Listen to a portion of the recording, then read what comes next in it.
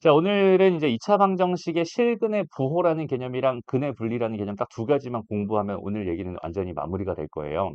2차 방정식의 활용이라고 되어 있는데 첫 번째 실근의 부호에 대한 개념이 있는데 이건 찬찬히 같이 한번 좀 정리를 해봅시다. 오케이? 일단 첫 번째로 봐봐 얘들아. 지난 시간에 우리 동치라고 하는 거에 대한 얘기를 했었죠. 동치, 서로 같은 조건 이런 얘기를 했었죠. 여기서 선생님이 A가 양수예요, 그다음 B가 양수예요 이렇게 주어져 있는 요 녀석을 가지고 얘와 완벽하게 동치인 걸 지금부터 찾아보려고 하거든. 근데 일단 봐봐. A가 양수고 B가 양수였다면 두 개의 합은 뭐가 돼? 얘는 당연히 양수가 됩니다라고 생각할 수 있고 A도 양수, B도 양수였다면 두 개의 곱은 뭐가 됩니다? 당연히 양수가 됩니다라고 생각해 줄 수 있어. 그죠? 그래서 여기는 얘를 통해서 여기는 이 결론은 내가 얻어낼 수 있거든. 그런데 반대로 이거였을 때 여기는 얘가 되나요? 이거였을 때 얘가 된다라고 말할 수 있으면 이거 두 개는 완벽하게 동치인 조건이 됩니다라고 생각해 줄 수 있겠지. 이해돼요? 그럼 한번 생각을 해보자. 여기서 A 더하기 B가 양수고 A 곱하기 B가 양수라면 둘 다 양수라고 내가 특정적으로 말해줄 수 있겠니? 를 한번 생각해 보는 거야. 어때요? 할 수 있을까? 더한 게 양수고 곱한 게 양수라면 무조건 두 개는 양수였을까? 라는 그런 고민이야. 그죠? 근데 여기서 봐봐. 일단 결론부터 얘기하면 아니긴 아니거든. 근데 여기서 우리가 해석을 했을 때 여기는 얘 해석은 뭐라고 했어? 곱한 게 양수라는 거는 두 개의 부호가 뭐하다? 부호가 같아요라는 같다라는 그런 해석입니다라고 생각했어요. 근데 부호가 같은 거 두 개를 더했는데 그 결과가 뭐가 됐어? 양수가 됐어라고 한다면 당연히 둘 다 양수예요라고 말할 수 있을 것 같아. 그죠? 근데 여기선 중요한 조건이 하나 빠져서 결국 동치가 아닌데 A랑 B라는 거 자체가 각각이 실수라는 이런 전제가 이렇게 깔려준 상황이라면 이거 두 개는 완벽하게 뭐가 됩니다? 동치가 됩니다라고 말할 수 있어. 이거 두 개는 똑같은 얘기가 됩니다. 오케이? 여기서 이 조건이 없을 때 예를 들어서 봐봐 얘들아. 우리가 A라는 값이 1 더하기 i였어. B라는 값이 1 마이너스 i였어. 이런 식으로 켤레복소수 관계에 있는 거는 두근의 합도 실수가 되고요. 두근의 곱도 여전히 뭐가 됩니다? 실수가 됩니다. 이렇게 배웠었잖아. 그지? 그러면 두근의 합도 뭐가 되고 두 개의 합도 양수, 두 개의 곱도 양수가 되니까 이거 두 개를 다 만족하는데 A랑 B가 둘 다 양수였어요, 음수였어요? 아예 논할 수조차 없죠. 왜? 여기 얘가 지금 허수였으니. 허수는 뭐라고 했어? 크기를 비교할 수 없어. 그지? 이렇게 얘기했으니까. 그러니까 여기서 A랑 B가 실수였어요라는 이런 조건이 딱 붙어버리게 된다면 저거 두 개는 완벽하게 뭐가 됩니다? 동치가 됩니다. 이렇게 얘기할 수 있어요. 마찬가지 얘기로 자 A가 음수였어요. B가 음수였어요. 지금 이렇게 주어져 있는 이런 조건이 있었다라고 생각했을 때 여기는 얘를 통해서 우리가 마찬가지로 A 더하기 B라는 값은 수예요. 그다음에 A, B 두 개 곱한 거는 양수예요라고 말할 수 있죠. 그다음에 여기서 마찬가지로 추가적으로 무슨 얘기를 한다면 A랑 B가 뭐였어? 실수였어라는 요 얘기까지 같이 얘기를 해주게 된다면 이거 두 개는 또 완벽하게 뭐가 되겠어? 동치인 관계가 됩니다. 이렇게 생각해 줄 수 있겠네요. 이해됐죠? 그다음에 여기서 이렇게 얘기를 해볼게. A가 양수일 때 B가 음수거나 또는 A가 음수였을 때 B가 양수예요 라고 하는 이런 표현을 내가 봤다라고 생각을 한다면 여기 있는 예를 가지고 우리가 두근의 합이 양수인지 음수인지는 알 수 없지. 그지? 대신에 뭐는 알 수 있겠어요. 두 개 곱한 거는 음수라는 게 확정적이야 라는 말을 할 수 있겠죠. 됐습니다. 그러면 여기서 마찬가지로 A랑 B가 실수였을 때 A, B가 실수였을 때 요거 두 개는 동치네요 라고 말할 수 있을까? 당연히 말할 수 있어요. 그죠? 왜? 여기는 얘가 의미하는 게 뭐라고 했어? 두 개의 부호가 서로 달라요 이런 얘기라고 했잖아. 그러니까 A가 양수라면 B가 음수가 되는 거고 A가 음수였다면 B가 양수가 되는 거니까 얘는 같아지는 게 맞아. 근데 여기서는 사실상 A, B가 실수란 조건조차도 필요가 없어요. 얘는 그냥 단순히 이거 하나만 딱 가지고 있으면 얘랑 동치 관계가 됩니다. 라고 얘기해 줄 수 있어. 이유가 뭐냐면 우리가 두 개의 복소수 그러니까 두 개의 복소수가 있다고 생각했을 때 다시 복소수 말고 허수로 가자. 두 개의 허수가 있다고 생각했을 때 그 녀석과 그 녀석의 켤레가 있었을 때 두 개 더한 거랑 곱한 게 뭐가 된다고 했었지? 실수들이 된다라고 이야기했었지. 맞아요? 그럼 반대로 만약에 두 개의 허수 Z1과 Z2가 있었어. 이거 두 개 더한 게 만약에 실수였고요. 그 다음에 두 개 곱한 게 실수였어 라고 생각을 한다면 이 두 개의 사실을 통해서 우리는 무슨 조건을 Z1과 Z2라고 하는 게 뭐다? 여기는 얘가 서로 켤레 관계야라는 이런 사실을 얻어낼 수 있어요. 라고까지 얘기했었어요. 독소수 단원에서. 기억나죠? 그래서 여기는 이거 두 개를 가지고 생각을 하는데, 봐봐. 그러니까 여기서 지금 여기서 말하듯이 지금 더한 거랑 곱한 거에 대한 얘기들을 이렇게 하고 있는 상황에선 반드시 실수인 조건이 필요했지만 우리가 또 하나 알고 있어야 되는 게 Z라고 하는 게 A 더하기 BI였을 때 Z 바라고 하는 건 A 빼기 BI가 될 테니까 Z 바라고 하는 건 뭐가 되겠어? A 제곱 플러스 B 제곱이 되면서 얘가 항상 0보다 크거나 같은 양의 실수가 됩니다. 라고 이야기했어요. 그러니까 여기 있는 얘가 음수가 됐을 때는 얘네들 자체가 켤레 관계가 된다 안 된다? 안 된다는 소리가 돼요. 무슨 말인지 알겠죠?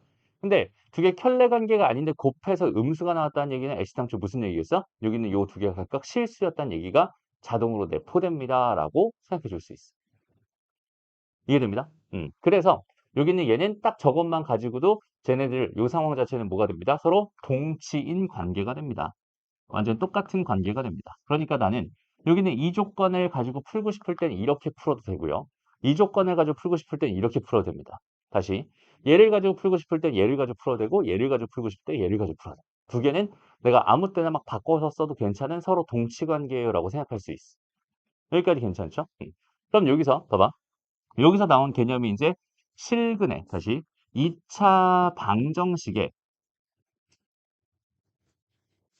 실근의 부호라는 개념이에요. 요 개념 자체 되게 중요한 개념이니까 이거 꼭 기억해 놨으면 좋겠습니다. 2차 방정식의 실근의 부호라는 개념인데 여기서 만약에 봐봐.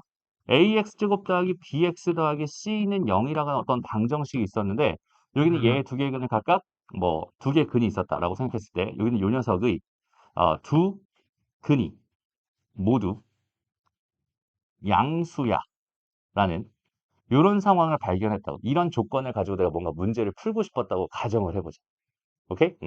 그러면 여기는 얘가 의미하는 건 그 두 개의 근이 각각 알파랑 베타라고 생각했을 때 얘가 의미하는 거는 알파가 양수고 베타가 양수야라는 이런 뜻이 되는 거잖아. 애시당초. 이해되죠? 두 근이 모두 양수야. 이런 뜻이 되는 거잖아. 그럼 내가 여기는 얘에 대한 조건을 써서 문제를 풀게 되면 어떤 느낌이 되냐면 어쩔 수 없이 뭐 인수분해가 안 되면 근해 공식까지 들어가야 되고 근해 공식을 써주면 2a분의 마이너스 b 플러스 루트 b제곱 마이너스 4ac 하나랑 그죠? 2a분의 마이너스 b 마이너스 루트 b제곱 마이너스 4ac 이 각각이 다 뭐가 되는 양수가 된다라는 이 조건을 가지고 문제를 풀어야 되는 굉장한 불편함이 생기게 돼요. 이해됩니다? 그러면 여기서 우리가 봐봐. 여기서 이렇게 2차 방정식이 있었고 그 녀석의 두 근을 알파랑 베타라고 했을 때 우리가 편하게 구할 수 있는 진짜 편하게 구할 수 있는 게 뭐 있었지? 두 근의 합이라든지 두 근의 곱 같은 건 되게 편하게 구할 수 있었죠. 그지? 그럼 내가 여기는 얘네들을 각각 하나씩 잡아서 얘가 양수예요. 얘가 양수여서 이렇게 푸는 것보다 차라리 두 근의 합이 양수야. 두 근의 곱이 양수야. 거기다가 얘가 실수라는 또 전제는 깔려야 되니까 얘 판별식은 0보다 크거나 같은 거야 라고 해서 요렇게 세 개로 가지고 문제를 푸는 게 훨씬 더 얘를 가지고 푸는 것보다 제가 더 훨씬 더 편하겠구나라는 해석을 할 수 있을 것 같아요. 이해돼요? 왜냐면 이렇게 되면 얘는 a분의 마이너스 b가 양수란 뜻인 거고 a분의 c가 양수란 뜻인 거고 b제곱 마이너스 4ac라고 하는 게 양수 0보다 크거나 같다는 뜻이 되는 거니까 얘네들을 계산하는 게 얘를 계산한 것보다 훨씬 더 어때? 편한 느낌입니다. 라고 생각해 줄 수 있어요. 이해됐어? 그래서 나온 개념을 가지고 우리가 뭐라고 부르는 거냐면 2차 방정식의 실근의 부호입니다. 라는 개념으로 부르는 거예요. 다시 한번 여기다 써줄게요. 2차 방정식의 실근의 부호라는 개념. 자, 여기는 얘가 ax 제곱에 플러스 bx 플러스 c는 0의 두 근을 각각 알파랑 베타라고 생각을 하고 첫 번째 두 근이 모두 양수였으면 좋겠다. 라는 요 조건을 내가 어, 받았어. 이걸 풀고 싶어. 이걸 만족하는 어떤 값을 구해주세요. 라는 상황이 됐다면 우리는 이 상태로 그냥 각각이 양수다라는 거 가지고 푸는 게 아니라 두 근의 합도 양수가 되고 두 근의 곱도 양수가 되고 이 녀석의 판별식은 0보다 크거나 같아집니다라는 요 사실을 가지고 여기는 얘에 대한 해결을 하면 되게 편하겠구나라는 생각을 해줄 수 있겠죠. 됐습니다. 마찬가지야. 두 번째, 두, 근이 모두 음수입니다. 이런 식으로 나한테 표현을 줬어. 라고 생각한다면 각각이 음수입니다라는 거, 그 조건을 가지고 푸는 것보다는 오히려 알파 더하기 베타가 음수가 되고요. 알파, 베타가 양수가 되고 판별식이 0보다 크거나 같아짐을 이용해서 푸는 게 훨씬 더 어떻게 했어? 편하겠군요. 라고 생각해 줄 수 있다는 소리가 됩니다. 이해되죠? 마지막으로 세 번째, 두 근의 부호가 달라요. 달라라는 이런 조건을 가지고 문제를 풀어주세요 라고 했다면 하나가 양수고 하나가 음수야 이렇게 푸는 것보다는 그냥 얘는 곱한 게 그냥 음수가 되면 되겠구나. 판별식이라는 것 자체도 필요가 없겠구나. 그냥 요거 가지고 그냥 풀어버리면 되겠구나. 이런 식으로 생각할 수 있겠죠. 됐습니다. 여기서 판별식이 필요 없는 이유 다시 한번 봐봐. 두근의 곱이라고 하는 건 얘들아. 두근의 곱이라고 하는 건 A분의 C잖아. 얘가 음수라는 거는 AC가 음수라는 거랑 똑같은 표현이지. 얘랑 얘는 사실상 똑같은 표현입니다라고 생각할 수 있어요. 왜? A랑 C의 부호가 서로 다르다는 뜻이니까. A랑 C의 부호가 다르다는 뜻이니까 얘가 음수라면 얘도 음수입니다가 확정적이거든. 그런데 판별식이라고 하는 건 B제곱 마이너스 4AC라며. 그렇다면 이 녀석은 B제곱이니까 0보다 크거나 같을 텐데 여기서 AC라는 게 음수라는 확정이 돼버리면 이 녀석까지 다 합친 건 양수가 될 수밖에 없겠죠. 그럼 0보다 크거나 같은 거에서 양수를 더한 거니까 이 결과는 무조건 뭘로 나올 수밖에 없다? 양수로 나올 수밖에 없다라고 생각할 수 있겠네. 그러니까 굳이 여기다가는 판별식이 0보다 크거나 같아요. 이런 조건을 써줄 필요가 없겠지. 왜? 충족된 조건이 될 거예요. 어차피 성립하는 게 확실하니까. 이해됐나요? 그래서 우리가 앞으로 문제에서 요런 표현들을 만났을 때 여기는 얘는 이런 식으로 해결할 거예요. 여기는 얘는 이런 식으로 해결할 거예요. 여기는 얘는 이런 식으로 해결할 거예요라는 이 해결 전략을 우리가 미리 가지고 있으면 되게 편안하게 해결할 수 있어요. 라고 생각할 수 있고 그게 아니었다. 저기는 제 해결 전략을 내가 몰랐어. 그러면 어쩔 수 없이 우리는 뭐 해야 돼? 두 근을 각각 다 일일이 열심히 구해서 거인이 걔네들이 각각 양수인지 걔네들이 음수인지 뭐 부호가 다른지 걔네들의 생각을 하나씩 하나씩 해줄 수밖에 없는 불편함을 겪을 수밖에 없다. 무슨 말인지 알겠죠? 그래서 그렇게 해서 나온 개념을 가지고 우리가 2차 방정식의 실근의 부호입니다. 라고 이야기를 하고요. 실제 문제로 들어가서 한번 적용되는 모습을 한번 봤으면 좋겠어. 봐봐. 보기 1번입니다. 자, 2차 방정식 여기는 요 녀석의 두 근이 모두 양수일 때 K값의 범위를 구해주세요. 라고 이렇게 나한테 문제에서 줬어요. 그러면 나는 각각이 다 양수다라고 쓰고 싶지 않아. 여기는 얘는 두 근이 모두 양수였을 땐 합도 양수고 곱도 양수고 판별식도 0보다 크거나 같아야 돼. 라는 조건을 가지고 쓰는 게 훨씬 더 편할 것 같아. 이런 얘기죠. 그죠? 그래서 두 근의 합을 구해봤더니 두 근의 합은 뭐예요? 4네요. 얘는 양수인 거 확정적이고요. 그럼 두 근의 곱이라고 하는 거는 K-3이니까 걔가 양수여야 합니다라는 첫 번째 부등식과 이 녀석의 판별식 4분의 D공식을 써봤을 때 4-K 플러스 3이 되니까 이거 0보다 크거나 같아야 되니까 K라고 하는 거는 뭐가 되겠어? 7보다 작거나 같아요. 이렇게 생각해 줄 수 있게. 그죠? 그럼 결과적으로 0보다는 커야 되고 7보다는 작거나 같아야 되니까 뭔 소리야? 3보다는 커야 되고 7보다 작거나 같아야 되니까 여기는 얘의 답은 3보다 크고 7보다 작거나 같아요가 이 문제의 답입니다. 라고 심플하게 풀 수 있다는 소리가 된다. 무슨 말인지 알겠죠? 그러니까 봐봐. 여기서 두 근이 모두 양수예요라고 하는 이 조건을 내가 지금 2차 방정식의 실근의 부호라는 개념 자체를 모르는 상태에서 얘를 접근했다고 생각해봐. 그럼 일단은 어떻게 처리해야 될지조차 막막하지. 그냥 단순하게 봐. 두 근이 모두 양수라는데 뭐 어쩌라는 거지? 라는 생각이 들잖아. 그죠? 그럼 여기서 할 수 있는 거는 뭐 근해 공식밖에 없었던 거야. 2 플러스 루트 뭐가 돼요? 4 마이너스 k 플러스 3이 양수였으면 좋겠군요. 2 마이너스 루트 4 마이너스 k 플러스 3이라는 게 양수였으면 좋겠군요. 라는 이거 두 개를 동시에 만족하는 뭘 구해주세요? k의 범위를 구해주세요라는 문제였다고 생각할 수 있는데 저런 무리 부등식 자체는 우리가 배운 적도 없잖아. 그죠? 저기는 쟤는 지금 현재 우리의 수준에서는 풀 수 없는 부등식입니다라고 생각할 수 있거든. 이해돼요? 그러니까 물론 풀면 풀겠지만, 그지? 물론 풀면 풀겠지만 여기는 이런 식으로 적용하는 것 자체가 아니라 우리는 주어져 있는 상황을 보고서 이 표현은 결국 나한테 이런 거를 전달해주고 있었구나. 여기는 이 표현은 이런 걸 전달해주고 있었구나라는 생각 자체를 자연스럽게 해낼 수 있으면 좋겠다. 이런 얘기가 되는 거예요. 알겠죠? 오케이?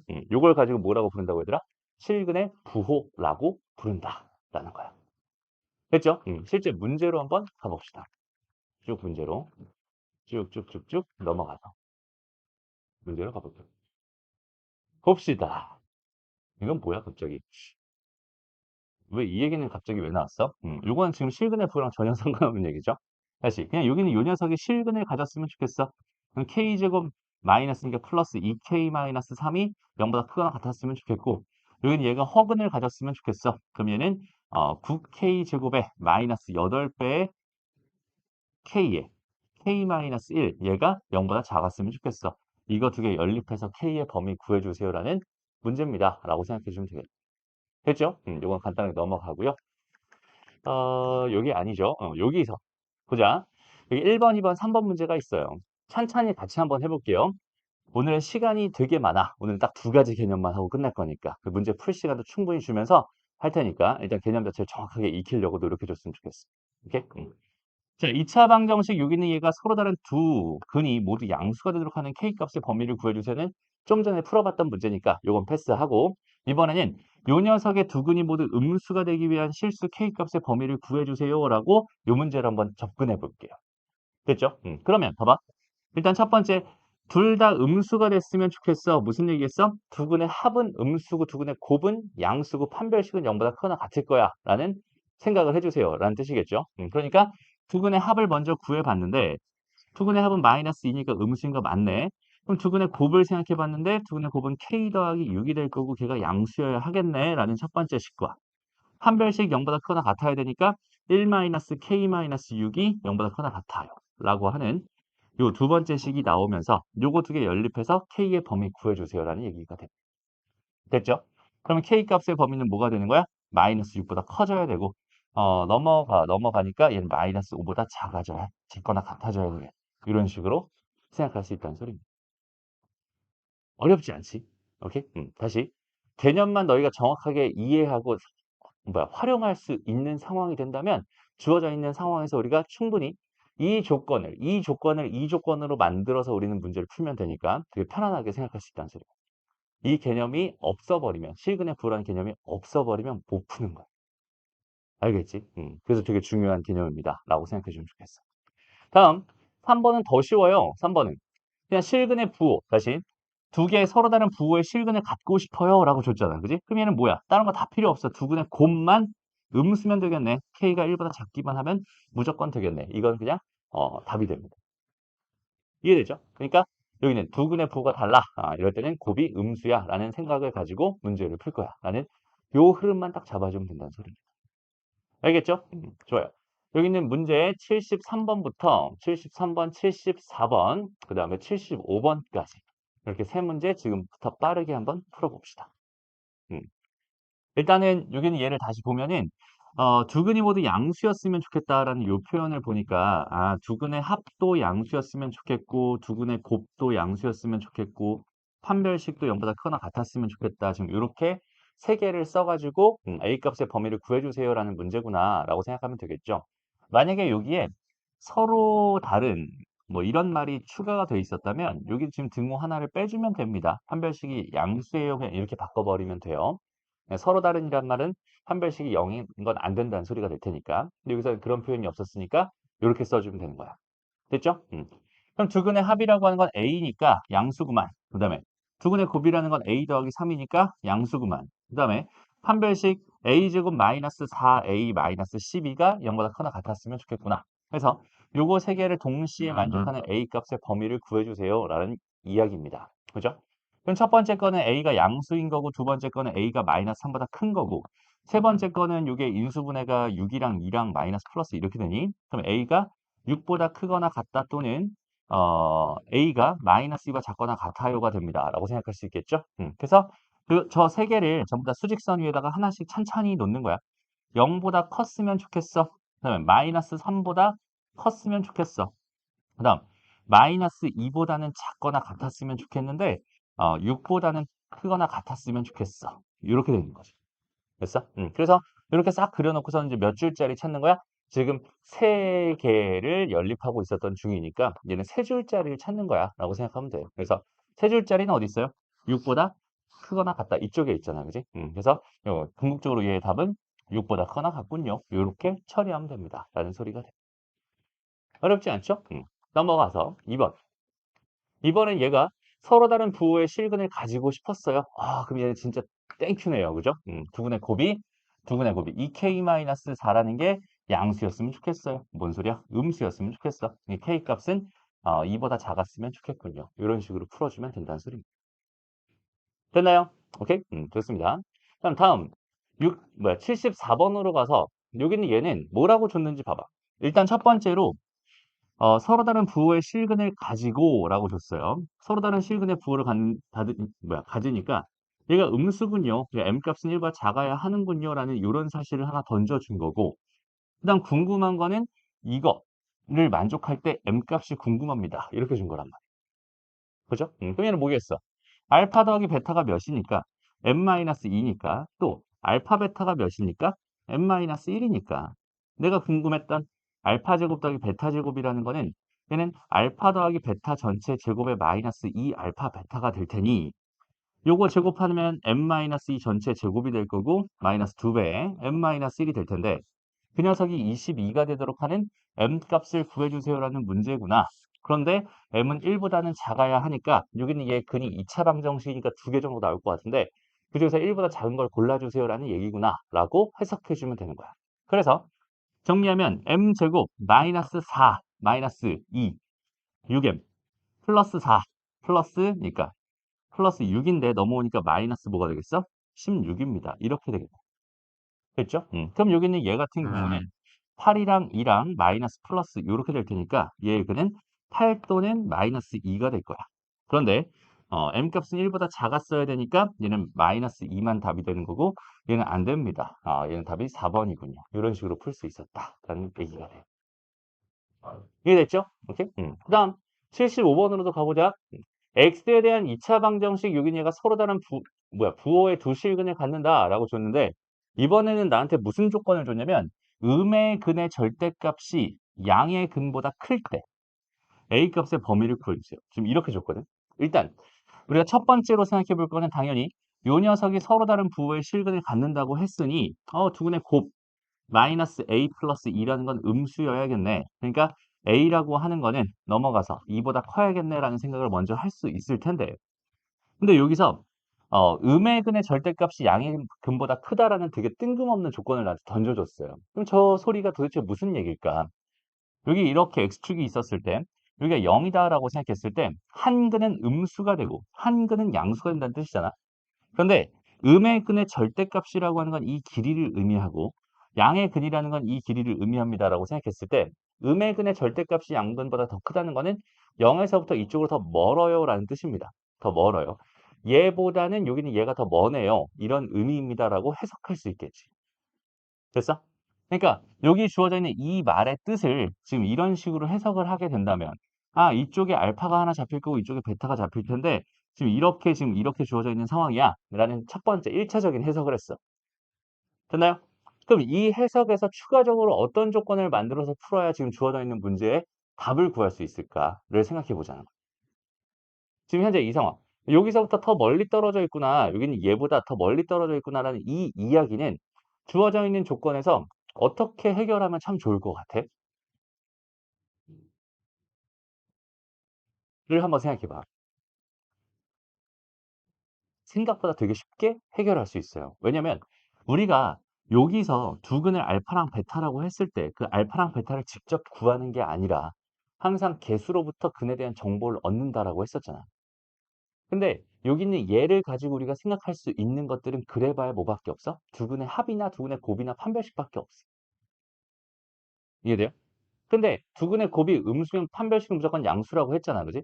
그럼 이제 내가 생각할 건 두근의 합밖에 없었단 말이야. 그럼 두근의 합을 가지고 지금 이 상황을 어떻게 표현하면 좋을까라는 해석을 하면 되는 거야. 그죠? 뭐가 되겠어? 두근의 합이 무슨 수가 되는구나? 음수가 되는구나. 왜? 이쪽으로 더 많이 가 있으니까. 이해돼? 그러니까 추가적으로 여기서는 알파 더하기 베타라는 게 음수군요라는 요 이야기를 지금 이렇게 돌려서 한 거구나라고 해석해 주면 되는 거야. 됐어?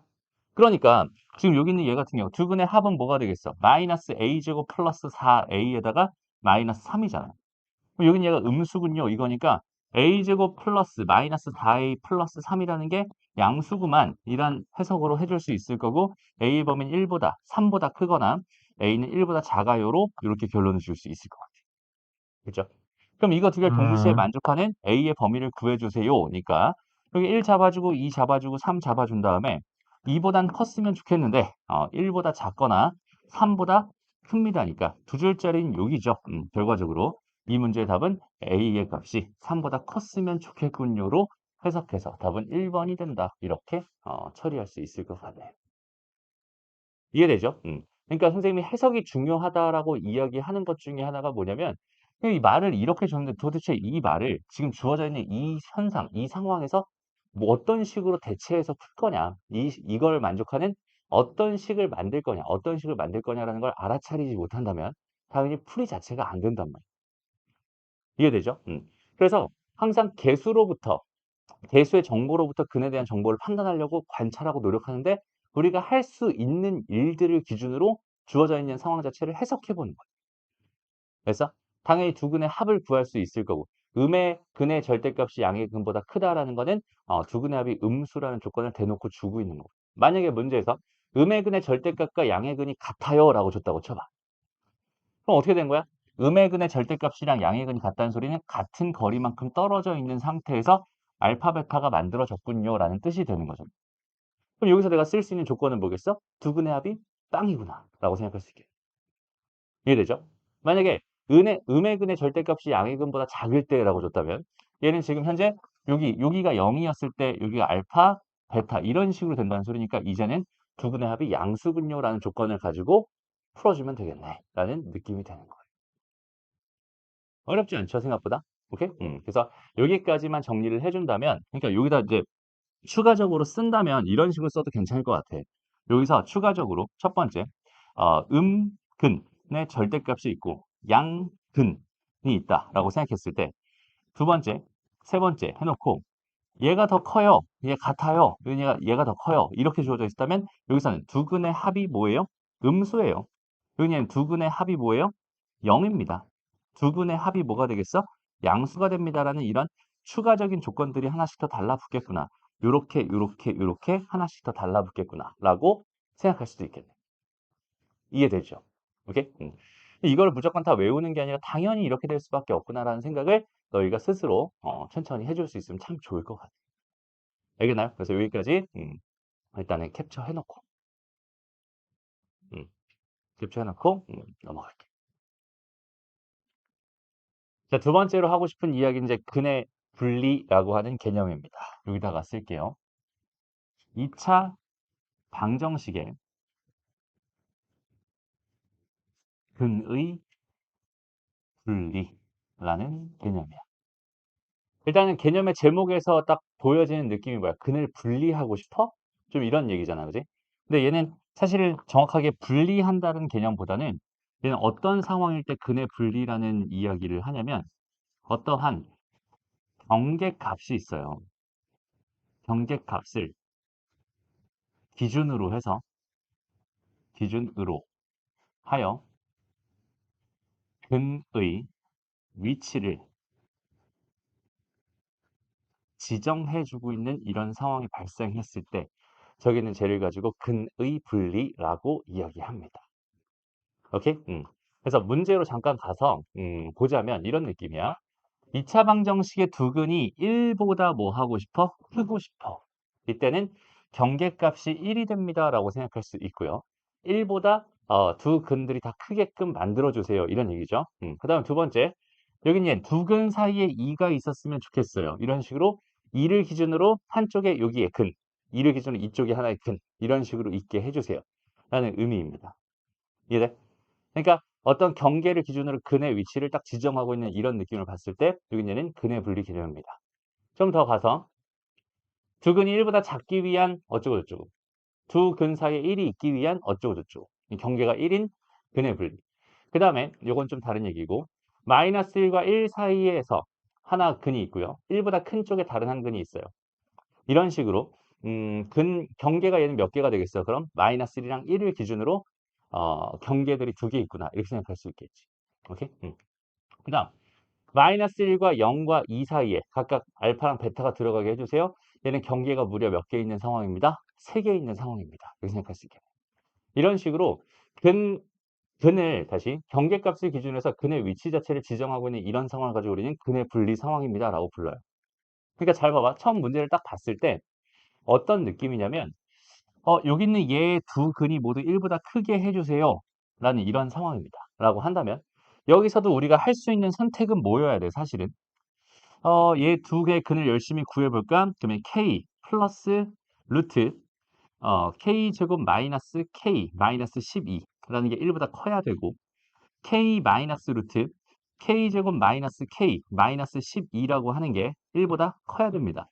이렇게 된다면 두 근이 모두 1보다 큽니다. 라고 말할 수 있을 거고 여기는 얘 뭐를 부등식을 열심히 풀어서 k 값의 범위를 구해주세요라는 느낌이라고 접근을 하면 되겠죠. 이건데 일단 여기는 이 부등식 자체는 현재 우리의 실력으로는 풀 수가 없다라고 했었어. 그죠? 그러니까 이런 식으로 풀겠다는 얘기가 아니라 얘도 새로운 방식을 가지고 새로운 개념을 가지고 저기는 쟤를 해결할 거예요라는 그 흐름을 지금부터 얘기해 주려고 합니다. 알겠죠? 그래서 이런 상황이 발생했을 때 여기 있는 얘 해결 전략 자체를 다시 해결 전략 자체를 완벽하게 너희가 숙지하고 있어야 지금 주어져 있는 이 상황을 해결할 수 있어요. 오케이? 그래서 그 첫 번째 해결 전략은 뭐냐면 주어진 상황에 맞게 그래프를 그려주세요. 그래프를 대충 그려주세요. 이게 첫 번째 해결 전략입니다. 오케이? 그 다음에 두 번째 해결 전략은 뭐냐면 그 그래프에 대한 그래프의 그린 그래프에 여기는 얘 해석을 하게 되는데 총 몇 가지의 해석을 할 거냐면 세 가지의 해석을 할 거야.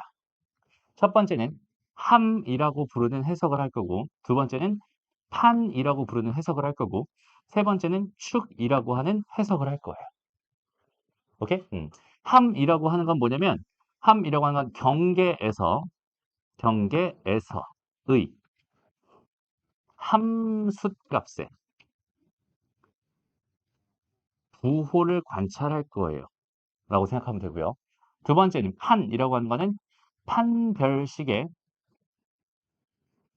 부호를 관찰할 겁니다. 마지막 축이라고 하는 건 대칭 축의 위치를 관찰할 건데 얘는 경계를 기준으로 한 대칭축의 위치를 관찰할 거야. 라고 해서 줄여서 함, 판, 축입니다. 이렇게 푸는 거. 오케이?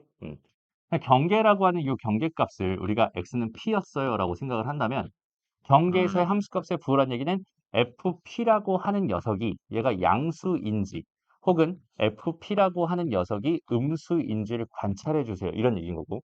그 다음에 판별식의 부호라는 건 말 그대로 판별식이 양수인지 음수인지 이런 것들을 관찰해 주세요. 그럼 대칭축의 위치, 요건 조금 있다가 다시 이야기를 할게. 알겠죠? 일단은 지금 이렇게 세 가지의 해석을 하게 된다면 이렇게 세 가지의 그래프에 대한 해석을 하게 된다면 요 그래프 그려놓은 거에 해석을 이렇게 세 가지 하게 된다면 저긴 제가 해결이 돼요라고 하는 되게 이상한 개념입니다. 왜냐면 일단 너희가 지금 이 글들을 열심히 읽어봤을 때 도대체 이해되는 게 하나도 없을 거야. 그죠? 그래서 선생님이 여기 있는 얘 같은 경우는 단순하게 있잖아. 여태까지 선생님이 수업하던 방식이랑 되게 다르게 설명하고 있는 중이야. 그러니까 얘에 대한 개념 이해를 먼저 시키기보다는 일단은 주어져 있는 상황을 먼저 이렇게 암기를 시키는 걸 먼저 할 거고 그다음 주어진 상황에 적용해서 문제가 풀리는 느낌들을 보여주게 될 거고 그다음에 거기 있는 걔가 다 보여지게 된다면 그 다음에 뭐 할 거냐면 그 보여진 느낌을 가지고 뭐 할 거야? 왜 그렇게 될 수밖에 없었는지 이유를 설명할 거야. 알겠죠? 왜냐면 여기는 얘는 이 흐름 자체가 너무나 어렵기 때문에 일단 여기는 얘를 정확하게 머릿속에 숙지하는 게 우선입니다. 그냥 이런 느낌이야. 너희들이 초등학교 가기 전에 구구단을 먼저 외워놓고 들어가죠. 이제 그런 느낌이라고 생각하면 돼.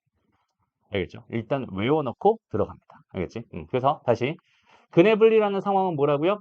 어떤 경계값을 기준으로 해서 근의 위치를 지정하는 이런 상황이 된다면 얘는 근의 분리 상황입니다라고 생각하면 되고 이 녀석의 해결 전략은 주어져 있는 상황에 맞게 그래프를 그려주고 그 그래프에 대한 해석을 한 판 축 세 가지로 할 건데 경계에서의 함수값의 부호를 조사할 거고 판별식의 부호를 조사할 거고 마지막으로 대칭축의 위치까지 경계를 기준으로 조사를 할 겁니다. 오케이? 일단 문제를 풀면서 보여줄게요. 보자. 일단은 1보다 크다라고 했으니까 경계 값은 1입니다. 이렇게 생각해 줄 수 있어. 그럼 봐봐. 여기는 얘의 두 근이 1보다 큽니다. 그러니까 얘는 지금 근의 분리 상황이군요라는 판단이 됐어요. 그럼 나는 그래프를 그릴 건데 어떻게 그릴 거냐면 여기 1 하나 잡아주고 1보다 큰 쪽에서 두 근을 갖도록 이 2차 함수의 그래프를 대충 그려주세요. 됐어? 여기까지 그린 게 몇 번이야? 1번이야. 다시 이렇게 그래프를 완성해 주세요가 지금 현재 1번을 한 거야 라고 생각해 주면 됩니다. 됐죠? 1번을 한 거야. 그 다음에 이 1번이 완료가 됐으면 이제부터 난 뭘 할 거야? 세 가지의 해석을 할 거예요. 첫 번째, 이 그래프를 관찰하면서 첫 번째 뭐라고 했어? 경계에서의 함수값의 부호를 관찰할 거예요. 그죠? 경계라고 하는 건 1이었거든. 그럼 1을 집어넣었을 때 함수값 여기는 요 녀석을 관찰한다면 첫 번째, F1이라고 하는 건 양수군요라는 이런 결론을 얻을 수 있을 겁니다. X축의 위에 있으니까 양수인 거고 만약에 이쪽에 1이 있었어 라고 한다면 얘는 F1이 음수예요. 이렇게 생각할 수 있다는 소리입니다. 이해되죠? 그럼 두 번째는 판별식의 부호를 관찰해 달라고 했는데 얘는 두 근이라고 했고 두 점에서 만나고 있으니까 양수라고 할 수 있는데 여기는 얘는 지금 서로 다른이라는 말이 이런 말이 없었잖아요. 그러니까 중근을 가져도 되니까 판별식은 0보다 크거나 같다 이렇게 써줄 거야. 여기까지 괜찮죠? 그다음 마지막으로 세 번째 대칭 축의 위치를 관찰해 주세요라고 했는데 대칭 축의 위치는 여기 있잖아 여기. 얘랑 지금 경계랑 비교를 해보면 축이라고 하는 건 1보다 더 어때? 큰 쪽에 존재해라고 하는 이렇게 세 가지의 해석을 할 수 있게 됩니다. 여기까지 괜찮죠? 그럼 이걸 토대로 이제 우리가 뭘 할 거냐면 F1이 양수예요. 여기다 1을 직접 집어넣어 봐요. 1 2K에 플러스 K에 플러스 12가 양수입니다라는 첫 번째 식이 나오고 판별식이 0보다 크거나 같아요. K의 제곱에 마이너스 K 마이너스 12가 0보다 크거나 같아요. 라는 두 번째 식이 나오고 축이 1보다 커요. 축이라고 하는 건 K입니다. K가 1보다 크군요. 라는 이렇게 세 개의 K에 대한 부등식을 나는 얻어낼 수 있을 거고 저 세 개의 연립 부등식을 풀어가지고 지금 주어져 있는 문제에 답을 해줄 거예요. 라는 뜻입니다. 이해됐죠? 그래서 여기는 요거부터 보면은 마이너스 K 넘어간 거니까 K라고 하는 건 13보다 작아야 될 거고 여기서 1보다 크다라고 했고 여기는 얘를 보니까 얘는 4랑 3이죠. 마이너스 플러스니까 K는 4보다 어때? 4보다 크거나 같다. 또는 K는 마이너스 3보다 작거나 같아요. 이렇게 생각할 수 있어. 됐죠? 그래서 여기는 얘를 수직선에다가 1보다 큽니다 하나랑 그 다음에 13보다 작아요 하나랑 그 다음에 얘는 4보다 크거나 같아요 하나랑 마이너스 3보다 작거나 같아요 하나 해주고 여기는 얘네들 세 줄짜리 찾아주면 되니까 여기서부터 어디까지? 여기까지가 되겠구만. 이렇게 생각할 수 있겠네요. 그죠? 그래서 이 문제의 답은 K의 범위가 4에서 몇 사이가 됩니다? 13 사이가 됩니다. 이런 식으로 지금 주어져 있는 문제를 풀 거예요. 라고 생각해 주면 돼. 여기까지 이해됐어? 오케이? 자, 요 2번 문제 잠깐 패스하고요. 우리가 요 다음 거 676번. 여긴 요게 1번 문제 있지. 요거 지금 너희가 한번 풀어볼게. 오케이? 같이 보면은 일단 요 녀석의 두 근이 모두 1보다 작았으면 좋겠어. 근의 분리 상황이구만. 그러니까 나는 그래프를 먼저 그려야겠어. 그래서 X축 하나 잡아주고요. 1 하나 잡아준 다음에 1보다 작은 쪽에 근 두 개가 생기게끔 얘 그래프를 하나 이렇게 그려줍니다. 됐죠? 그 다음에 이걸 토대로 세 가지 해석을 할 건데 첫 번째 경계에서의 함수값의 부호를 관찰해 봤더니 얘는 양수네요. F1이 양수였어요라는 식 하나가 나올 거고요. 그다음에 두 번째 판은 두근이라고만 했으니까 0보다 크거나 같으면 되겠군요. 3번 은희의 대칭 축을 바라봤더니 그 축이라고 하는 건 1보다 작았으면 좋겠네요. 1보다 작은 쪽에 축이 존재하고 있군요. 이런 식으로 세 가지 해석을 딱딱딱 해주고 난 다음에 여기는 얘를 가지고 열심히 해주면 돼? 이제 부등식 풀면 되는 거야. 그래서 1-2K 플러스 3K 플러스 4가 양수였으면 좋겠네. K는 뭐가 되겠어? K는 마이너스 5보다 컸으면 좋겠어. 이렇게 된 거고. 두 번째, 판별식 가보자. 판별식은 k제곱 마이너스 3k 마이너스 4가 0보다 크거나 같았으면 좋겠어. 이거니까. 여기는 얘는 뭐가 되겠어? k가 4보다 크거나 같거나 또는 k가 마이너스 1보다 작거나 같았으면 좋겠어. 또 된 거고. 마지막, 대칭축. 대칭축은 2분의 마이너스 a, 다시 2a분의 마이너스 b라고 했으니까 얘는 k네. k가 1보다 작았으면 좋겠어. 마지막, k가 1보다 작았으면 좋겠어. 이렇게 세 개. 부등식이 나왔으니까 열심히 수직선에다가 하나씩 마이너스 5 잡아주고 마이너스 1 잡아주고 그 다음에 1도 잡아주고 4도 잡아준 다음에 마이너스 5보단 컸으면 좋겠는데 마이너스 1보다 작거나 같거나 1보다 다시 4보다 크거나 같았으면 좋겠어 와 1보다 컸으면 좋겠어 까지 세 줄짜리는 여기 있네요. K의 범위는 4보다 컸어 크거나 같았으면 좋겠어로 해결하면 답이 됩니다 라고 생각할 수 있어요. 이해됐죠? 틀렸니? 뭐야 이게? 1보다 작았으면 좋겠어가 되는 거잖아. 그죠? 1보다 작았으면 좋겠어. 그러니까 여기 있는 얘의 답은 뭐가 되겠어? 세 줄짜리 여기 있네요. 그죠? K의 범위는 마이너스 5보다 컸으면 좋겠고 마이너스 1보다 작거나 같았으면 좋겠어. 이렇게 답이 됩니다. 라고 생각할 수 있겠다. 이해됐죠? 이런 느낌으로 뭘 해주는 거야? 지금 주어져 있는 근의 분리라는 상황을 해결할 거야 라는 흐름만 정확하게 잡아주면 돼. 그럼 이제부터 설명을 좀 한번 해볼게. 봐봐. 왜 이런 식으로 해석할 수밖에 없느냐라는 그런 이야기를 좀 한번 해보고 싶어요. 오케이? 다시 봐봐. 우리가 지금 주어져 있는 상황을 다시 보게 된다면 주어져 있는 상황은 2차 방정식의 두 근이 1보다 크다. 지금 2차 방정식의 방정식의 근 가지고 장난치고 있는 중이잖아. 맞아요?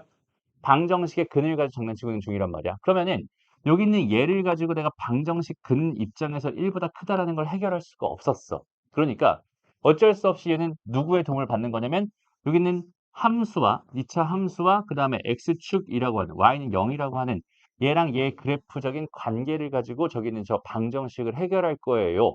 라고 해서 저 방정식을 함수로 해결하기로 작정을 한 겁니다. 무슨 말인지 알겠죠? 그러면 x축이 여기 있었다라고 생각했을 때 여기에 1이라는 값이 이렇게 있었다라고 생각했을 때 어제 했던 거랑 비슷하죠? 여기는 요 녀석 이 이차함수의 그래프를 내가 이렇게 움직여가면서 1보다 큰 쪽에서 두 점에서 만나게끔 내가 그 위치 자체를 조정하고 싶어요 라고 생각하면 되는 거야. 무슨 말인지 알겠어? 됐어? 그 중에서 일단은 1보다 큰 두 개의 근을 가지려면 우리가 뭘 생각하면 되냐면 대칭축이 가장 중요하다고 했잖아. 그래서 대칭축의 위치가 당연히 1보다는 어때야겠어? 큰 쪽에 있어야겠죠. 그게 너무 당연. 얘가 대칭축이 여기 있어야 여기는 얘가 두 개씩은 이렇게 걷겠지. 대칭축이 여기 있는데 아무리 해봐야 1보다 작은 근이 하나 생길 수밖에 없단 말이야. 맞아요? 그러니까 지금 여기서 제일 먼저 너희가 살펴볼 거는 대칭축의 위치를 먼저 고정을 해주는 거야. 그러니까 여기서 1 잡아주고 대칭축이 이쪽에 무조건 있어야겠군요. 라고 이렇게 해석할 수 있다는 소리입니다. 이해됐어? 그리고 나서 얘가 무조건 두 개의 근을 가져요 라고 했으니까 두 개의 근을 가져야 됩니다 라고 했으니까 두 개의 근을 가지려면 여기는 얘가 어떻게 되겠어? x축과 두 점에서 만나야 되겠죠. 그러니까 여기는 얘는 당연히 판별식이 뭐여야겠다? 양수여야겠다. 판별식이 0이거나 양수여야겠다. 이런 생각을 할 수 있어. 됐어? 그러면 지금 여기는 얘의 의미와 얘의 의미는 정확하게 파악할 수 있겠네. 그럼 마지막 이 녀석의 의미만 정확하게 알면 되는데 여기는 얘가 판별식이 양수라는 거는 두 점에서 만난다는 뜻밖에 안 되잖아. 얘가 너무너무 내려갔다고 생각을 해봐. 얘가 너무너무 내려가서 이만큼 내려갔어. 그럼 주어져 있는 이 두 가지 조건을 다 만족하는 게 여전히 맞긴 하지만 맞아? 근데 어때? 지금 얘는 1보다 작은 한근과 1보다 큰 한근을 가질 수밖에 없는 상황이 되겠지.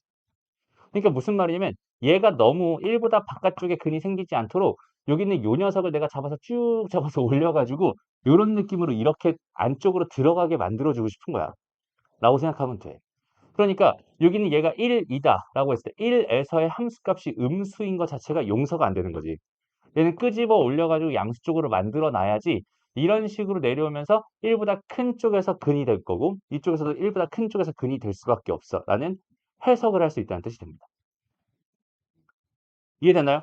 그래서 여기는 이 3박자가 정확하게 맞아떨어져야지 지금 주어져 있는 1보다 큰 서로 다른 두 근이 나오게끔 만들어줄 수 있어요 라고 생각할 수 있어요. 됐죠? 그럼 좀 의문이 드는 게 선생님이 지금 얘는 분명히 순서를 함판축 요 순서로 가르쳤잖아. 근데 실제 해석의 순서는 축판함으로 가고 있지. 제일 먼저 축의 위치를 고정시켜 놓고 판별식으로 두 점에서 만나게 만들어 버린 다음에 함수값의 부호를 가지고 조절을 해주고 있었던 상황이란 말이야. 그럼 왜 선생님이 굳이 여기 얘를 한판축으로 설명을 했을까에 대한 얘기를 잠깐 해보고 싶어요. 오케이? 잘 봐봐, 얘들아. 만약에 여기는 이 2번 문제를 너희가 봤다고 생각을 해봐. 2번 문제. 2번 문제에서 얘는 뭐야? 두 근 사이에 2가 있으니까 한쪽에 근이 여기 있고 한쪽에 근이 여기 있어가지고 그래프 이런 식으로 그려져야 돼. 됐어? 그런데 이런 식으로 그려지게 된다고 했을 때 얘 대칭축의 위치가 여기는 이 경계를 기준으로 얘가 이쪽에 왼쪽에 있다라고 하더라도 이런 식으로 그려지면 괜찮잖아. 또 대칭축이 여기 있다라고 하더라도 이런 식으로 그려지면 괜찮잖아. 맞아요? 그러니까 대칭축의 위치와 전혀 상관없이 2보다 작은 한근, 2보다 큰 한근은 만들 수 있는 상황이란 말이야. 그러니까 대칭축은 여기서 별로 신경 쓸 필요가 없어지네. 이 문제에서. 이해되나요? 오케이? 그리고 두 번째. 여기는 얘에서 봐봐. 얘 함수값이 음수예요라는 생각을 먼저 하고 나서 그래프를 그린다라고 생각한다면 여기 있는 이차함수의 그래프 중에서 음수인 게 하나 존재한다는 뜻이 돼버린단 말이야. 그런데 그 음수인 게 존재한다는 건 얘는 이차함수가 이렇게 뻗어나가고 이렇게 뻗어나가기 때문에 여기 있는 이 음수를 기준으로 해가지고 어때? 얘보다 큰 쪽에서 무조건 한 점에서 만날 거고 x축과. 왜? 이렇게 올라갈 테니까. 그럼 얘가 내려가다가 다시 올라가면서 또 x축과 무조건 한 점에서 만날 수밖에 없겠지. 이해돼요? 다시 여기가 음수인 함수값을 갖게 된다면 요 그래프 특성상 얘가 아무리 이렇게 그려진다고 하더라도 결국은 x축과 두 점에서 만날 수밖에 없는 운명이야 라고 생각할 수 있어. 아무리 얘가 밑으로 내려가서 그려진다라고 하더라도 결국은 얘가 올라가면서 이쪽이랑 만날 수밖에 없다고. 오케이? 그러니까 여기서 최고차 항의 개수가 다시 ax 제곱 더하기 bx 더하기 c라고 잡았을 때 그때 a라고 하는 게 양수라는 전제가 깔려 버리잖아. 그러면 FP가 음수라고 하는 이 상황 하나가 생긴다면은 우리 판별식은 살펴볼 필요도 없었던 거고 그 다음에 대칭축도 여전히 살펴볼 필요가 없었던 거야. 그래서 얘는 아예 의미 자체가 없었던 거고 판별식은 자연스럽게 무조건 만족될 수밖에 없다. 이렇게 생각할 수 있거든. 그러니까 내가 함수값의 부호를 조사해 봤을 때 거기는 걔가 음수가 나왔다면 얘네들은 할 필요가 없어요로 생각하면 되고 얘가 만약에 양수값으로 나왔다면 이거 두 개는 당연히 조사를 해줘야 됩니다라는 상황이거든. 그러니까 함수값이 음수가 나오는 상황이 발견이 된다면 우리는 판축은 신경을 쓸 필요가 없잖아. 맞아? 그러니까 제일 먼저 얘랑 얘를 먼저 조사. 그러니까 1번을 제일 먼저 조사하고 혹시라도 음수가 나온다면 뒤에 거는 처리할 필요가 없군요라는 사실을 가지고 우리는 문제를 풀 테니까 함을 제일 먼저 조사하는 거야. 뒤에 있는 판축은 순서를 바꿔도 상관없습니다. 그래서 함축판으로 가르치는 사람도 있고 함판축으로 가르치는 사람도 있는데 축판함은 잘 없어. 왜? 함을 먼저 조사하면 우리한테 분명히 뭐가 발생해? 이점이 발생한단 말이야. 계산을 좀 덜어낼 수 있어. 이해됩니다? 그래서 이 근해 분리라는 개념에서 저기는 저 세 가지의 해석은 반드시 해줘야 되는 건데 그 중에서 경계에서의 함수값이 음수가 나오는 상황이라고 한다면 다시 봐봐. 얘가 2였고 2보다 작은 한근과 2보다 큰 한근을 가지면 그래프가 이렇게 그려질 텐데 내가 여기는 얘 함수값을 넣어봤더니 거기는 걔가 뭐가 됐어? 음수가 나왔어. 즉 F2가 음수가 나왔어 라고 생각한다면 얘 때문에 우리는 판별식 신경 쓸 필요 없고 축도 신경 쓸 필요가 없는 이런 상황이 돼버리고 결과적으로 이거 하나만 가지고 우리는 2를 집어넣어 봐요. 얘는 4-12-2k 더하기 k제곱. 얘가 0보다 작아야 되니까 k제곱 마이너스 2k 마이너스 8이 0보다 작아야 되니까 k의 범위는 마이너스 4에서 마이너스 2에서 4 사이가 됩니다. 로 이 문제의 답을 되게 쉽게 구할 수 있게 됩니다. 라고 생각할 수 있어요. 이해되죠? 그래서 여기서는 함을 먼저 조사하고 나서 시작을 합니다. 그리고 여기서 추가적으로 하고 싶은 얘기는 뭐냐면 경계가 하나만 있는 게 아니라 경계가 두 개 이상이 있을 수도 있다고 했잖아. 그랬을 때 이렇게 되는 게 하나라도 존재한다라고 생각한다면 그때는 무조건 얘랑 얘는 신경 쓸 필요가 없어집니다라고 생각해 주면 돼. 무슨 말인지 알겠죠? 그러니까 선생님이 여기 있는 이 근해분리 문제를 처음에 딱 만났을 때 항상 선생님은 마음속으로 되게 뭔가를 되게 소망하면서 이 문제를 풀거든. 뭘 소망할까? 제발 함수값이 음수여라 라는 상황을 계속해서 소망하면서 문제를 풀어요. 무슨 말인지 알겠어? 그러니까 봐봐. 마지막 문제도 한번 보세요. 마지막 문제. 요 문제 봅시다. 여기는 요 녀석의 한 근은 마이너스 1과 1 사이에 있고 다른 한 근은 1보다 크다고 했어. 그럼 경계가 지금 몇 개 있다고? 두 개가 있다고. 그러니까 요게 마이너스 1이고 요게 1이 있어. 그럼 여기에 한 근이 생긴다는 소리고 여기에 한 근이 생긴다는 소리니까 그래프는 이렇게 그려질 거야라고 생각할 수 있잖아. 이해됐어? 그럼 난 제일 먼저 경계에서의 함수값을 조사할 거니까 마이너스 1을 집어넣어 보는 거야. f 마이너스 1은 양수네요. 아쉽네. 그런데 1을 집어넣어 봤더니 걔가 뭐가 나왔어? 음수가 나왔어. 아, f1이 음수였어. 땡큐. 여기서 끝내도 되겠다. 이거 두 개만 연립해서 문제 풀어야지. 판추기는 필요 없었어. 이런 느낌. 이해됐나요? 오케이? 해서 여기는 마이너스 1을 집어넣어서 2 플러스 2k 마이너스 1 더하기 k 마이너스 1이 양수예요. 하나랑. 이게 뭐야? 그 다음에 1을 집어넣어서 2 마이너스 2 k 마이너스 1에 더하기 k 마이너스 1이 음수예요라는 이거 두 개를 연립해서 k의 범위를 구해주면 여기는 이 문제는 답이 됩니다. 라고 생각할 수 있어요. 알겠죠? 딱 요거 정도만 기억하고 있으면 우리는 이 사실을 통해서 뭘 할 수 있어? 근의 분리라는 상황에 대한 그런 문제들을 자연스럽게 해결할 수 있어요. 알겠죠? 그래서 여기까지 다시 한번 얘도 마찬가지 캡처 해놓고 여기는 얘는 그러니까 어떻게 해야겠어? 머릿속에 완벽하게 집어넣어놔야 되는 개념입니다. 오케이? 이 개념 자체가 머릿속에 안 들어가 버리면 그죠? 그리고 왜 선생님 방법을 먼저 설명했는지 알겠니? 해석 자체가 너무나 어려워요. 오케이? 그러니까 이 방법을 먼저 너희가 어, 머릿속에 완전 집어넣어놓고 외워놓고 그 다음에 이런 식으로 계속 해보다 보니까 여기는 이렇게 돼야 할 수밖에 이렇게 돼야 하는 뭐야 이렇게 돼야만 풀 수 있는 거구나 라는 그런 생각들을 하나씩 자연스럽게 해주면 좋겠다는 소리야. 알겠니? 오케이? 좋습니다. 그래서 지금 여기까지 배운 것들을 토대로 너희가 지금 몇 번 문제를 풀어보냐면 여기는 요거 76-2번 문제랑 그 다음에 78-2번 문제 두 개가 있어요. 요거 지금 빠르게 한번 풀어봅시다. 오케이? 천천히 보면은 여기는 얘 사이에 근이 1이 있었으면 좋겠대. 그러면은 여기 1 잡아주고 그래프 이런 식으로 그려질 거야. 그러면 1에서의 함수값이 음수니까 F1은 음수예요라는 게 결국 해결 전략이 됩니다라고 생각할 수 있을 거고 그냥 1을 집어넣어 버리기만 하면 되니까 1 더하기 2k 마이너스 3 마이너스 k가 음수래요. 그럼 k는 2보다 작겠군요. 여기는 얘가 1번 문제, 2번 문제 답입니다. 이렇게 생각할 수 있어요. 되게 쉽다는 소리예요. 해석할 수 있는 사람한테는 너무나 쉬운 문제가 되는 거고 해석할 수 없는 사람한테는 뭐야? 그래서 어쩌라는 거야? 라는 느낌의 문제가 돼버려요. 알겠죠? 넘어가서 다시 78번, 네, 2번 문제도 똑같아. 주어져 있는 상황을 봐봐. 얘는 어때? 얘가 지금 한 근이 마이너스 1과 0 사이에 있고 다른 한 근은 0과 2 사이에 있었대. 여기 하나니까 그래프 이렇게 된단 말이야. 얘는 경계가 무려 3개나 있어요. 그죠? 그러니까 나는 마이너스 1 넣어서 함수값 봤더니 양수래. 그 다음에 0 넣어서 함수값 봤더니 음수래. 땡큐. F0은 음수구만. 그 다음에 F2는 뭐가 되는구나? 양수가 되는구나. 라고 해서 이렇게 세 개를 연립해서 문제를 풀면 답이 되겠구나. 라고 생각하면 되는 거예요. 됐습니다. 그래서 마이너스 1 집어넣고 계산하면은 3 더하기 K가 되나요? 이렇게 될 거고. 0 집어넣으면 K네? 이렇게 될 거고. 2 집어넣으면 얼마야? 8 빼기니까 6 더하기 K가 양수네. 해서 요거 세 개를 동시에 만족하는 K 값의 범위를 구해주세요. 그러니까 마이너스 3에서 0 사이가 되겠구나. 이런 식으로 구해줄 수 있다는 소리. 알겠죠? 이거 수직선 그려서 해주면 될 것 같아. 됐어? 근데 여기는 얘가 여기는 사실 이 문제 중에 제일 어려운 게 아마 77번 같은 느낌인데 봐봐.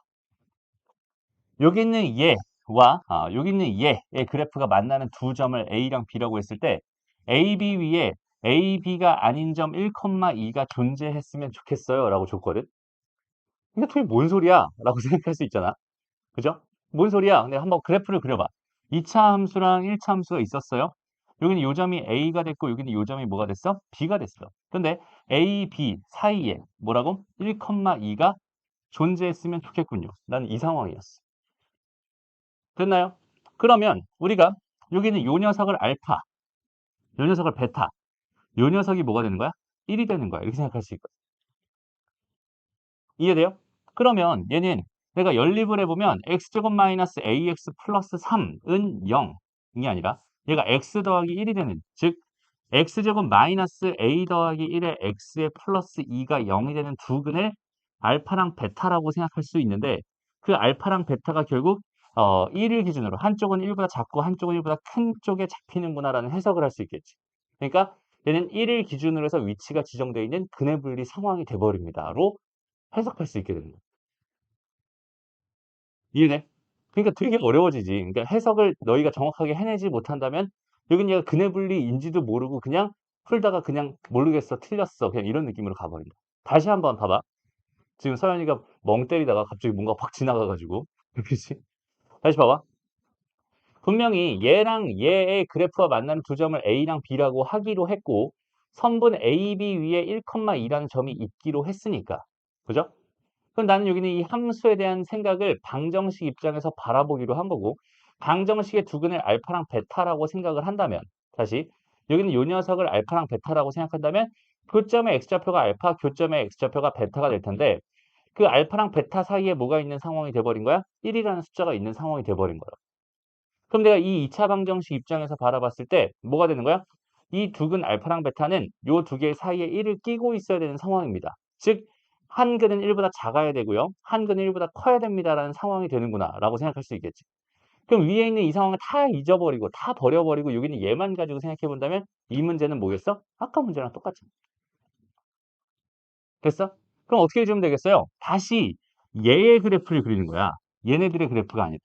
다시 얘의 그래프를 그려가지고 여기가 1이 됐으면 좋겠구나 라고 해석을 해준다면, 이걸 내가 fx라고 한다면 f1이 뭐가 된다? 음수가 된다는 사실을 통해서 여기에다 1을 집어넣었을 때 1-a 마이너스 1 플러스 2가 음수가 된다는 사실을 통해서 a는 2보다 컸으면 좋겠군요라는 결론을 얻을 수 있다는 소리가 됩니다.